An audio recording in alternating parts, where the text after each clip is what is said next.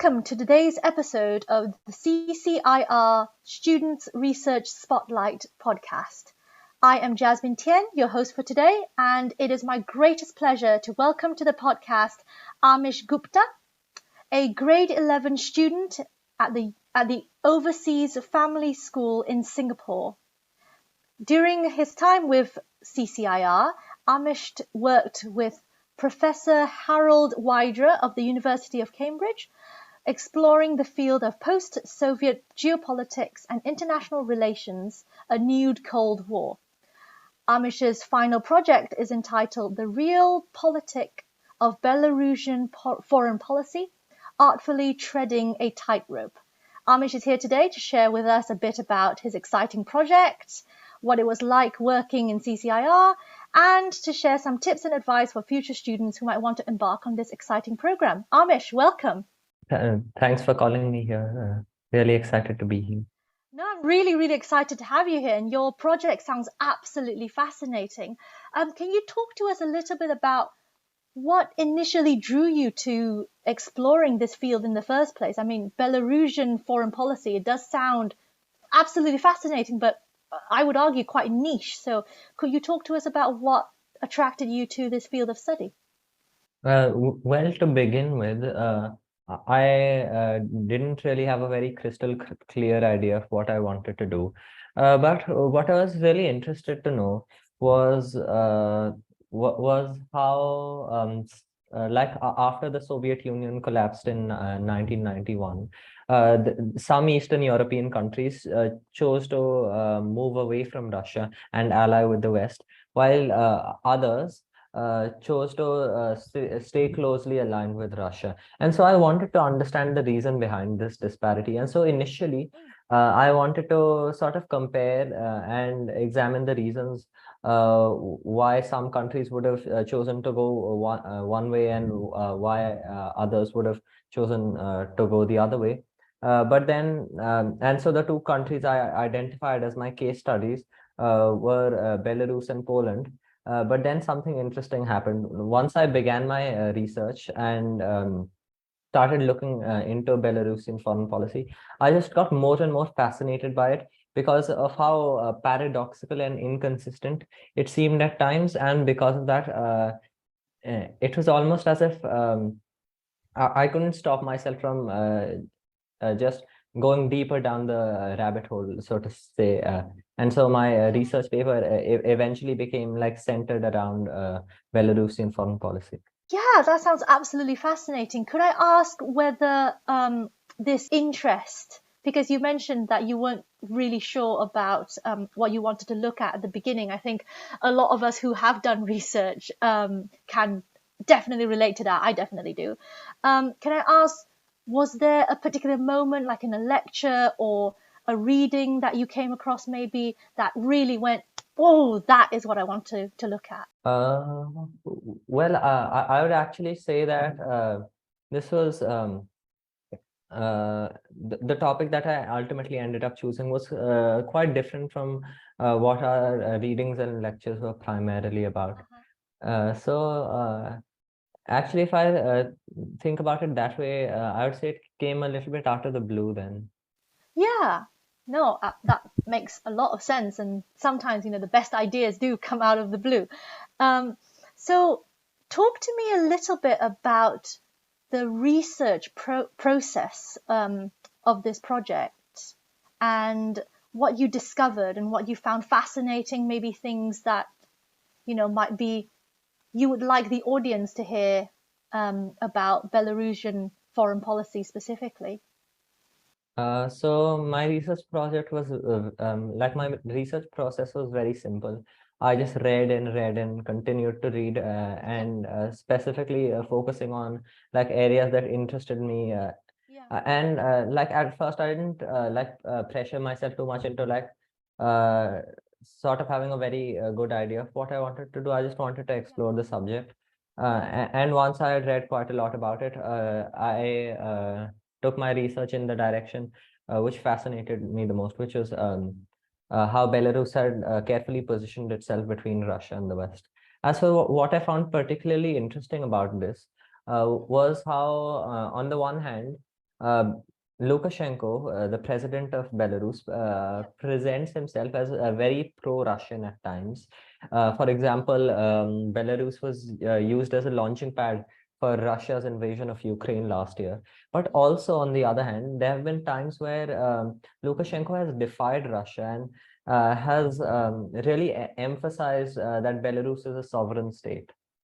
Um, and a- Sometimes this has even gone further. At times, Lukashenko has even threatened geopolitical reorientation towards the West. And he has used this to cleverly pit the West against, pit both sides against one another and kind of exploit the security competition between Russia and the West in order to extract benefits from Russia in the form of oil and gas subsidies, which have basically kept the economy afloat. Yeah, that's absolutely like amazing. And it's so pertinent right now as well. I mean, the whole world is watching what's happening in the Ukraine war, and it is really interesting coming from this perspective of Belarus, which, like you say, is in a really awkward spot, isn't it, Belarus? It's sort of like you say in your piece, because I read your piece, and it is playing a balancing act between Russia and the West. I'm curious. I would love for you to expand a bit more about what you were saying about how Lukashenko plays this game of both showing loyalty to Russia, in air quotes loyalty, but also you mentioned in your essay, I think you said something about Lukashenko makes empty threats. I'm really curious about how you see Lukashenko's role in that. Do you think that he truly believes that these are empty threats? I think Lukashenko knows that these are empty threats, as does Moscow. The fact is, what Lukashenko fundamentally understands is that Russia needs to present integration between Russia and Belarus as a voluntary act by Belarus. And so this is where Lukashenko's real bargaining power stems from. Because he knows that Russia needs to present integration as voluntary, he can always threaten geopolitical reorientation, even though he can't follow through with it. The reason he can't follow through with it is because moving westwards would be too risky, especially if you're a neighbor of Russia, and Russia, in fact, considers Belarus to be a buffer state. And moving away from Russia is not an option, but you can still make that threat, even though Moscow knows even though Moscow knows that it's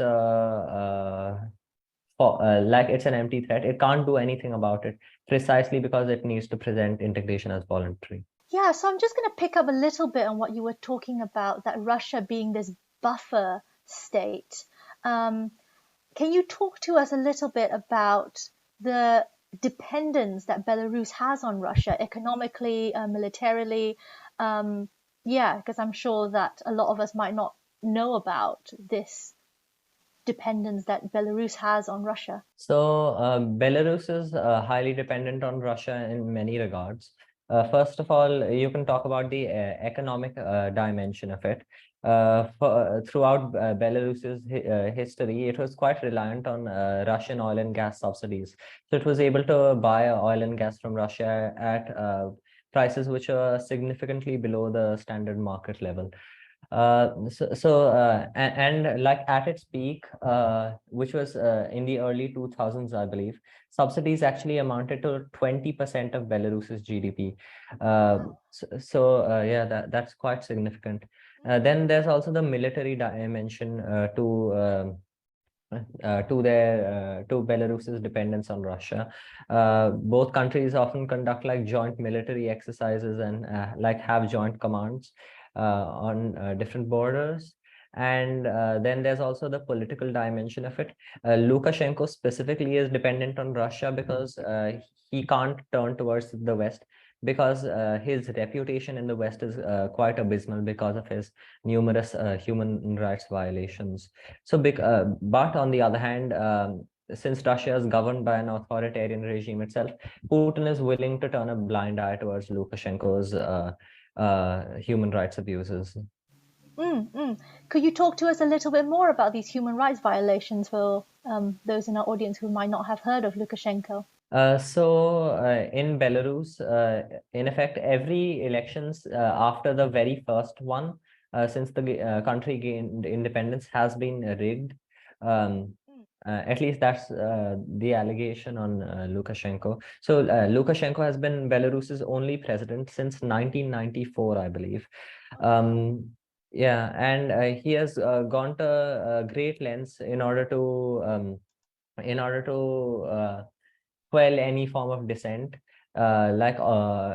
If the media is completely state controlled, there's obviously huge restrictions placed on the opposition candidates, and there's also this one incident where there's a dissident journalist, I believe, who was flying on a Ryanair flight, and the Belarusian authorities effectively hijacked this flight midair and forced it to land in Belarus, even though it was its destination was somewhere else. Forced it to land there, arrested the journalist, and let them go. And so this is the sort of these are the sort of lengths that Lukashenko goes to in order to quell dissent.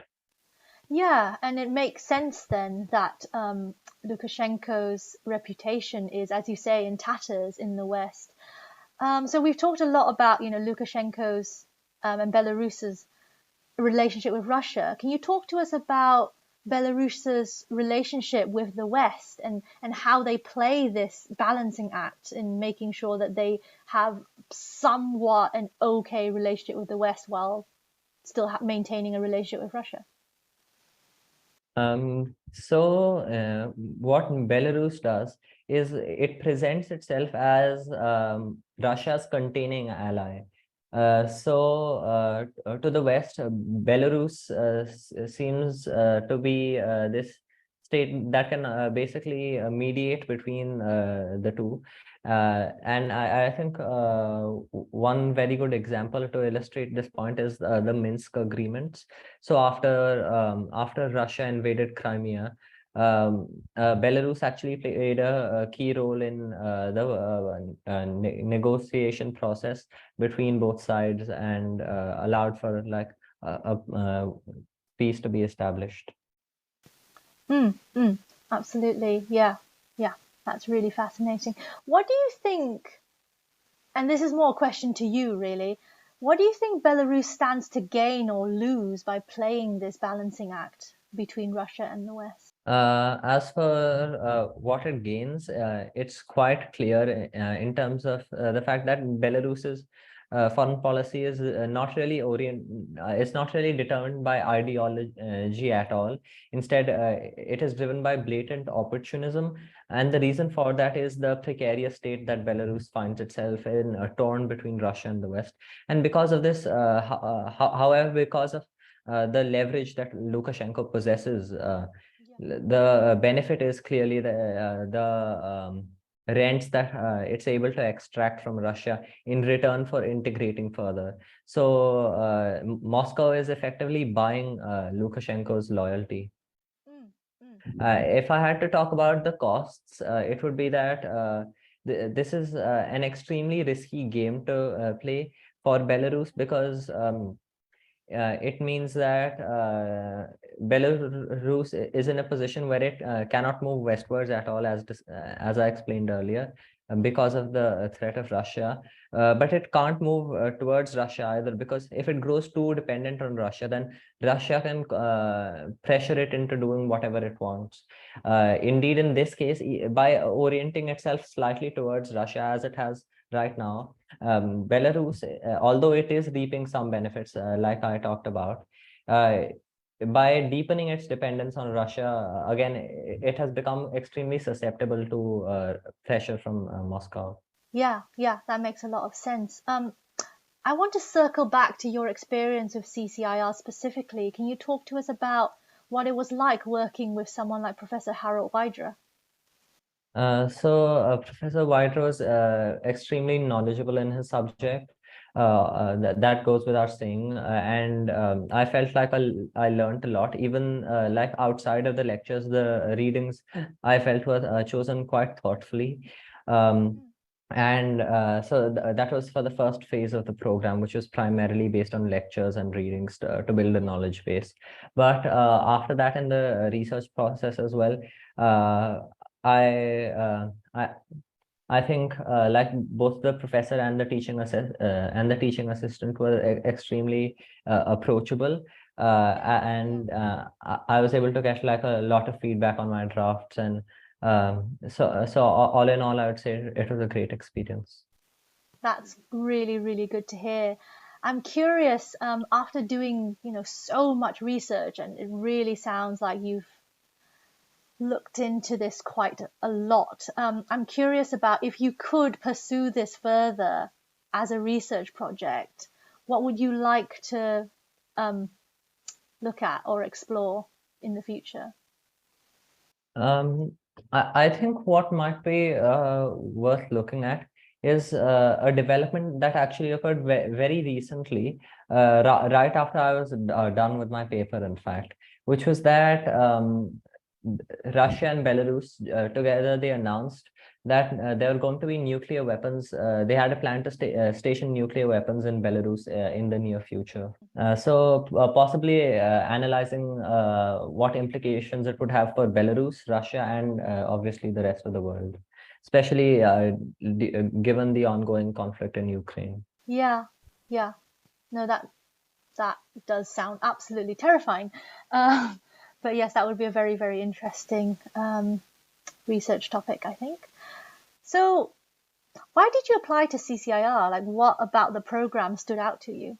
I think first of all, what stood out to me was like the opportunity to learn from learn under a professor, and also I felt like the program was quite comprehensive. It wasn't just research based. There was also quite a while devoted just to like readings to expand my knowledge base. Then there were also the TA sessions, which I found really helpful, especially in the first half, because they help like consolidate everything in the readings, and sort of go over any doubts we had, or whether we wanted to clarify something. I think again, very comprehensive in the sense that even like outside of the actual sessions, there was a lot of support available to me always. So for instance, like we had access to like we could request literature, and that really helped with my research. So I felt like it basically covered all the boxes. Yeah, no, that's great to hear. You know, I definitely know from my own experience doing research when I was at university that research is daunting, it's overwhelming, it's exhausting, it's frustrating. Do you have any thoughts about, oh, I wish I had known about this aspect of research before I started? Actually, like when I reflect back on it, it seems as if everything worked out perfectly. I'm trying to think of what I should have known before, but it feels like even though I really didn't know how to write a research paper before going into this, the level of support that I received in the program, with regards to literature reviews, citations, all of that stuff, as well as like specific feedback regarding my paper, was such that even though I went into this practically blind, I didn't really feel I didn't really feel as if I lacked anything or would have done anything different had if I had the chance to do this again. That's great. Do you have any advice or tips for students who might be listening to this interview right now and thinking, "Oh, CCIR sounds fascinating. I'd love to apply to that." Um, I would say put in a lot more thought into like which specific course you want to apply to, because that is going to be absolutely crucial, because you're going to spend like 3 months doing it, and if your heart is not in it, then I think it's going to be an extremely difficult and laborious experience for you. I would say personally, I didn't spend that much time deciding, which could have backfired, but luckily for me, like everything still turned out perfectly. So that's one thing. The second thing would be that I feel like you should have a better idea of the time commitment that would be required of you, because I grossly underestimated the time that I would need to dedicate to this. Like not, even before the research project, the readings, they were quite lengthy and quite difficult, especially because I never encountered anything of this level in school, at least. Well, Amish, thank you so much for being here. And I mean, I'm just so impressed by your work and your project. Like I mentioned, I read your final draft and I learned so much. And what I found really fascinating about it is that you provide a perspective that we don't often see in Western media. Because, you know, in Western media, it's often very much from the perspective of the West. So thank you so much for being here and for talking to us about this. I learned a lot. I'm sure the audience learned a lot as well. Thank you. If you would like to learn more about CCIR and the work they do, please visit www.cambridge-research.org. I'm Jasmine Tien. This has been Amish Gupta, and thank you for listening to this episode of the CCIR Student Research Spotlight Series.